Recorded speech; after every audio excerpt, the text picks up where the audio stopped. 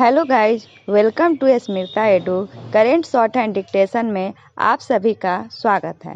आपको daily dictation सुबह में दिया जाएगा, जिसकी स्पीड होगी 80 और 100 शब्द प्रति मिनट। आज का स्पीड 100 प्रति मिनट है, तो चलिए शुरू करते हैं। वियतनाम के नए प्रधानमंत्री को जीत की और वहां की कम्युनिस्ट पार्टी को सालगिरह की बधाई देकर भारतीय प्रधानमंत्री ने एक तीर से कई निशाने साधने वाला ही काम किया।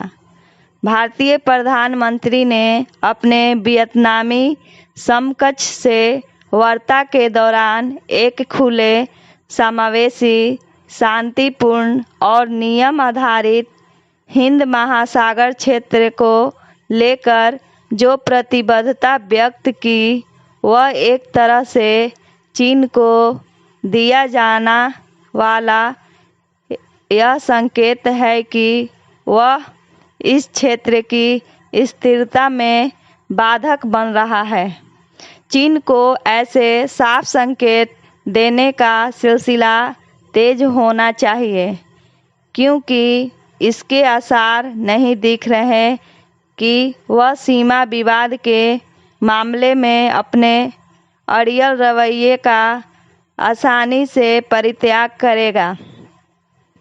यह अच्छा है कि पिछले कुछ समय से चीन के प्रति भारतीय नेतृत्व के तेवर बदले हुए दिखाई दे रहे हैं। अभी हाल में प्रधानमंत्री नरेंद्र मोदी ने तिब्बती धर्मगुरु दलाई लामा को उनके 86वें जन्मदिन की शुभकामनाएं दी और फिर इस बारे में ट्वीट कर जानकारी भी सार्वजनिक की। यह इसलिए उल्लेखनीय रहा कि अभी हाल तक भारत की ओर से ऐसे प्रसंगों को रेखांकित नहीं किया जाता था।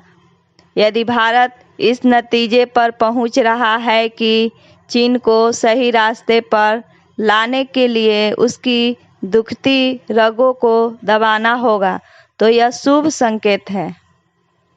इसका कोई मतलब नहीं कि भारत तो चीन की संवेदनशीलता की चिंता करे, लेकिन वह भारतीय हितों की अनदेखी ही करता रहे।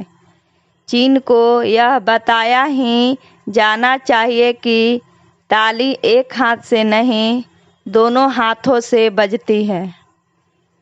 निसंदेह तिब्बत और वहाँ के धर्मगुरु दलाई लामा चीन के लिए एक नाजुक मसला है, लेकिन यदि चीन यह चाहता है कि भारत उसके नाजुक मसलों पर संयम बरते, तो फिर ऐसा ही उसे भारत के संवेदनशील मसलों पर करना होगा।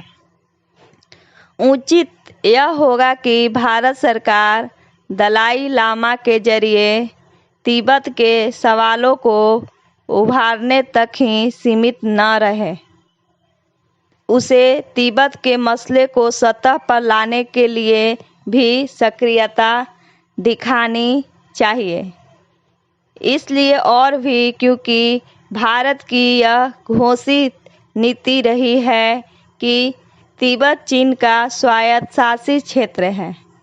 अब जब चीन ने तिब्बत को स्वायत्तता हड़प ली है, तो फिर भारत के लिए यह ठीक नहीं कि वह इस क्षेत्र के साथ हो रहे अन्याय को लेकर मौन धारण किए रहें। भारतीय नेतृत्व को चीन से अपनी नाखुशी प्रकट करने का कोई भी अवसर छोड़ना नहीं चाहिए। ठीक वैसे ही जैसे उसने इस माह के प्रारंभ में चीन की कम्युनिस्ट पार्टी की स्थापना दिवस पर उसे शुभकामनाएं देना जरूरी नहीं समझा। यह सिलसिला कायम रहे और ताइवान एवं हांगकांग पर भी भारत अपनी प्रतिक्रिया व्यक्त करे तो बेहतर। पूर्ण विराम। डिक्टेशन का PDF डिस्क्रिप्शन में मौजूद है, वहां आप देख सकते हैं। अगर मेरी वीडियो पसंद आए तो लाइक करें, सब्सक्राइब करें और बेल आइकन दबाना ना भूलें। धन्यवाद।